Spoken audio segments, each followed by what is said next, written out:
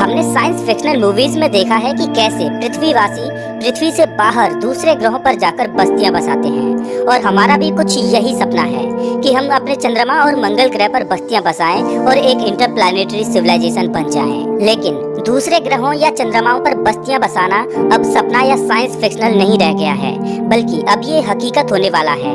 NASA के Artemis programme से इस नए दौर की शुरुआत होगी और जब इस नए एरा की नींव रखी जाएगी, हम सब इसके साक्षी होंगे। साल 1968 से 1972 तक अमेरिका ने इंसानों को चांद पर उतारने के लिए कुल 9 मिशन किए, जिनमें से 6 मिशन सफल रहे और इन मिशंस के दौरान नील आर्मस्ट्रांग सहित कुल 12 लोगों ने चांद की धरती को छुआ। और चांद पर आखिरी मिशन था अपोलो 17, जिसको साल 1972 में अंजाम दिया गया था। लेकिन उसके बाद से किसी भी देश ने चांद पर मानव मिशन करने की कोशिश नहीं की और आज 50 साल का समय हो चुका है चांद पर आखिरी मानव मिशन को किए हुए। लेकिन अब इतिहास अपने आप को फिर से दोहराने वाला है और चांद पर नए दौर की टेक्नोलॉजी के साथ एक नए एरा की शुरुआत होने वाली है। चांद पर किए जाने वाले आर्टेमिस प्रोग्राम का मकसद है साल 2024 तक पहली वुमेन और अगले मैन को चांद की धरती पर उतारना और चांद पर रिसर्च करने के लिए वहां पर साल 2028 तक आर्टेमिस बेस बनाना। वैज्ञानिकों ने चांद पर आर्टेमिस बेस बनाने के लिए चांद पर एक बहुत बड़े गड्ढे स्केलेटन क्रेटर को चुना है, जो कि 12 मील चौड़ा और 2 मील गहरा है। सोच कर देखिए कि मानव निर्मित एक बहुत बड़ा लूनर बेस इस गड्ढे के अंदर काले अंधेरे में होगा। लेकिन आखिर चांद पर लूनर बेस बनाने की क्या जरूरत पड़ेगी और इसका आगे आने वाले स्पेस मिशंस के लिए क्या इस्तेमाल होगा? चांद पर गोल्ड, प्लेटिनम और अन्य रेयर अर्थ मेटल्स का खजाना है। लेकिन किसी भी बाहरी कॉस्मिक बॉडी पर जो सबसे बड़ा खजाना होता है वो है पानी। अगर पानी को हाइड्रोजन और ऑक्सीजन में स्प्लिट करके सेपरेट किया जाए और हाइड्रोजन और ऑक्सीजन को लिक्विड में कन्वर्ट किया जाए तो ये बन जाता है एक रॉकेट फ्यूल, जो कि स्पेस मिशंस के लिए बहुत ही कारगर साबित होगा। पृथ्वी से लॉन्च किए गए किसी भी स्पेसक्राफ्ट को चांद पर जाकर फिर से रिफिल किया जा सकेगा। वैज्ञानिक मानते हैं कि स्केलेटन क्रेटर की गहराई में पानी बर्फ के रूप में दफन है।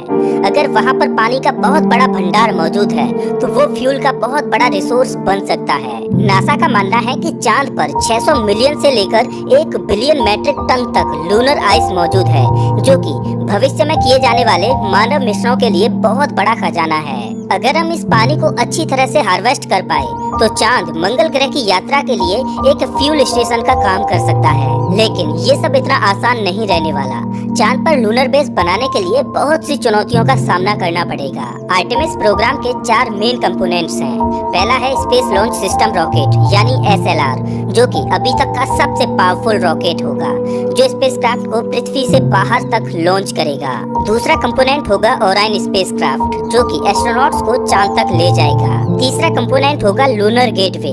ये एक तरह का छोटा स्पेस स्टेशन होगा जो कि चांद के चारों ओर चक्कर लगा रहा होगा। और इस मिशन का चौथा कंपोनेंट होगा ह्यूमन लैंडिंग सिस्टम, जिसकी मदद से एस्ट्रोनॉट्स चांद की सतह पर उतरेंगे और ये सारे ही सिस्टम एक साथ ऑपरेट होंगे। चलिए अब जानते हैं कि आर्टेमिस प्रोग्राम को अंजाम कैसे दिया जाएगा।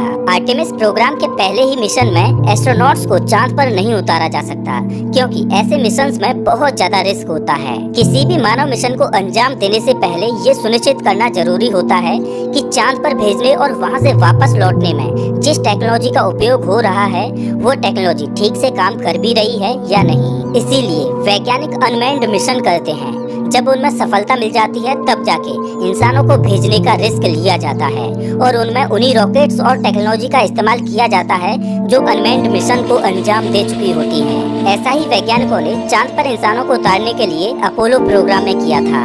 अपोलो 4, 5 और 6 इन 3 अनमैन्ड मिशन को सबसे पहले अंजाम दिया गया था। उसके बाद अपोलो 7, 8, 9 और 10 मिशन को अंजाम दिया गया, जिसमें एस्ट्रोनॉट्स तो थे लेकिन उनमें चांद पर उतरने के लिए लैंडर मौजूद नहीं था। मतलब इन मिशंस में एस्ट्रोनॉट्स को चांद पर उतरने के लिए नहीं भेजा था, बल्कि उन्हें केवल सभी सिस्टम्स को टेस्ट करने के लिए भेजा गया था। अपोलो 7, 8, 9 और 10 मिशंस में एस्ट्रोनॉट्स चांद पर गए तो थे, लेकिन वो चांद के ऑर्बिट में घूमकर फिर से वापस आ गए। जब वैज्ञानिकों ने ये सुनिश्चित कर लिया कि अब वो इंसानों को चांद पर उतारने में सक्षम है, तब जाके अपोलो 11 को लॉन्च किया गया और इंसानों को चांद की धरती पर पहली बार उतारा गया। ठीक उसी तरह से आर्टेमिस प्रोग्राम को भी अंजाम दिया जाएगा। आर्टेमिस प्रोग्राम के पहले फेज में 3 मिशन किए जाएंगे, जिसमें आर्टेमिस 1 एक टेस्ट फ्लाइट होगी, जिसमें SLS रॉकेट ओराइन स्पेसक्राफ्ट को लॉन्च करेगी, जिसमें कोई भी इंसान मौजूद नहीं होगा। इस मिशन का मकसद ये सुनिश्चित करना होगा कि एस्ट्रोनॉट्स को ले जाने के लिए जिस रॉकेट और स्पेसक्राफ्ट को इस्तेमाल किया जाएगा वो उनके लिए सेफ है या फिर नहीं। इस मिशन के दौरान 13 छोटे छोटे सैटेलाइट्स को भी लॉन्च किया जाएगा। आर्टेमिस 1 के बाद आर्टेमिस 2 को लॉन्च किया जाएगा, जिसमें एस्ट्रोनॉट्स को भेजा जाएगा। इस मिशन का मकसद होगा कि ओराइन स्पेसक्राफ्ट का लाइफ सपोर्ट सिस्टम भविष्य में होने वाले मून मिशंस के लिए लंबे समय तक सस्टेन करेगा या नहीं। इस मिशन में 4 एस्ट्रोनॉट्स को लूनर ऑर्बिट में भेजा जाएगा और ये एस्ट्रोनॉट्स वहां पर चांद की परिक्रमा करते हुए 4 दिन बिताएंगे। उसके बाद फिर से वे घर वापस लौट आएंगे और उसके बाद आर्टेमिस 3 को लॉन्च किया जाएगा, जिसमें पहली बार एक वुमेन चांद की धरती को छुएगी और 50 साल के एक लंबे इंतजार के बाद फिर से चांद पर इंसान पहुंचेंगे। आर्टेमिस 3 को 2024 में लॉन्च किया जाना है।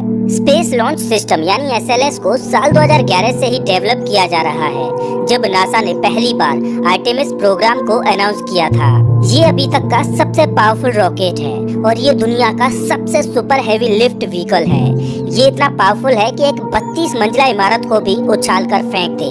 SLS का काम होगा ओराइन स्पेसक्राफ्ट को पृथ्वी के ऑर्बिट में ले जाना।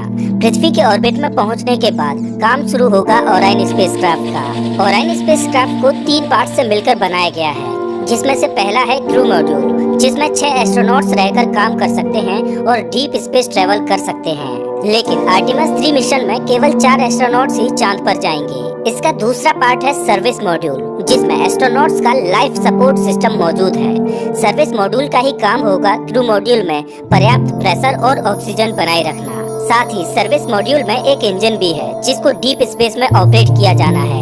और ओराइन का तीसरा पार्ट है एबॉर्ट सिस्टम। इसका उपयोग मेनली एस्ट्रोनॉट्स की सेफ्टी के लिए है। अगर बाई चांस लॉन्च से लेकर पृथ्वी के ऑर्बिट में प्रवेश करने तक मिशन में कोई गड़बड़ी होती है तो एस्ट्रोनॉट्स इस एबॉर्ट सिस्टम की मदद से अपनी जान बचा पाएंगे। पृथ्वी के ऑर्बिट में एक बार ओराइन के पहुंचने के बाद लोड कम करने के लिए एबॉर्ट सिस्टम को हटा दिया जाएगा, क्योंकि अब ओराइन खुद ही सेफली एबॉर्ट कर सकता है। रॉकेट से अलग होने के बाद ओराइन स्पेसक्राफ्ट चांद की ओर गोली की रफ्तार से भी तेज गति से बढ़ेगा। आर्टेमिस प्रोग्राम को नासा अकेले अंजाम नहीं देने वाला, बल्कि इस मिशन में कुछ अंतर्राष्ट्रीय और प्राइवेट कंपनी भी सहयोगी होंगी। ओराइन स्पेसक्राफ्ट चांद तक तो पहुंच जाएगा, लेकिन ओराइन अपने साथ चांद पर उतरने के लिए लैंडर को नहीं लेके जाएगा। इसीलिए स्पेसएक्स इस मिशन के पहले ही चांद के ऑर्बिट में ह्यूमन लैंडिंग सिस्टम को प्लेस कर देगा और जब ओराइन स्पेसक्राफ्ट चांद के ऑर्बिट में पहुंच जाएगा तब वहां पर पहले से मौजूद ह्यूमन लैंडिंग सिस्टम के साथ डॉक करेगा। उसके बाद 2 एस्ट्रोनॉट्स ओराइन स्पेसक्राफ्ट में रहेंगे और 2 एस्ट्रोनॉट्स लैंडिंग सिस्टम में चले जाएंगे और दोनों एस्ट्रोनॉट्स लैंडिंग सिस्टम की मदद से चांद की धरती पर उतरेंगे। तब तक ओराइन स्पेसक्राफ्ट चांद के चक्कर लगाता रहेगा। एस्ट्रोनॉट्स 1 हफ्ते तक चांद की सतह पर रहकर रिसर्च करते रहेंगे। उसके बाद वो वापस ओराइन पर पहुंच जाएंगे और ओराइन का इस्तेमाल करके वो वापस पृथ्वी पर आ जाएंगे। लेकिन आर्टेमिस प्रोग्राम यहीं खत्म नहीं होगा, बल्कि ये तो एक नई एरा की शुरुआत होगी। दरअसल भविष्य में चांद पर इंसानी बेस बनाने के लिए सबसे पहले चांद के ऑर्बिट में एक छोटा सा स्पेस स्टेशन बनाया जाएगा, जो चांद के ऑर्बिट में घूमता रहेगा। ये बिल्कुल वैसे ही होगा जैसे पृथ्वी के ऑर्बिट में इंटरनेशनल स्पेस स्टेशन घूम रहा है, लेकिन चांद के ऑर्बिट में बनाया गया स्पेस स्टेशन ISS की तुलना में बहुत छोटा होगा। चांद के ऑर्बिट में बनाए जाने वाले स्पेस स्टेशन का नाम होगा गेटवे, जो कि भविष्य में चांद पर किए जाने वाले मानव मिशनों के लिए बहुत उपयोगी सिद्ध होगा। आने वाले मिशंस में पृथ्वी से आने वाले स्पेसक्राफ्ट गेटवे में डॉक करेंगे और एस्ट्रोनॉट्स यहाँ पर कुछ दिन रुककर अपनी रिसर्च भी करेंगे। और इस गेटवे में पहले से ही लैंडिंग सिस्टम मौजूद होगा, जिसका इस्तेमाल करके वो चांद की सतह पर उतरेंगे और इसी के द्वारा वो वापस गेटवे पर लौट आएंगे। इस गेटवे की मदद से साल 2028 तक चांद पर एक लूनर बेस बनाया जा चुका होगा और भविष्य में मंगल ग्रह पर उड़ान भरने के लिए चांद के इसी लूनर बेस का अहम योगदान रहेगा। दोस्तों, हम बहुत लकी हैं कि स्पेस के इस नए एरा की शुरुआत के हम साक्षी बनेंगे। तो दोस्तों, इस वीडियो में बस इतना ही। वैसे आप हमारा ये वीडियो कौन से शहर से देख रहे हो, हमें कमेंट करके जरूर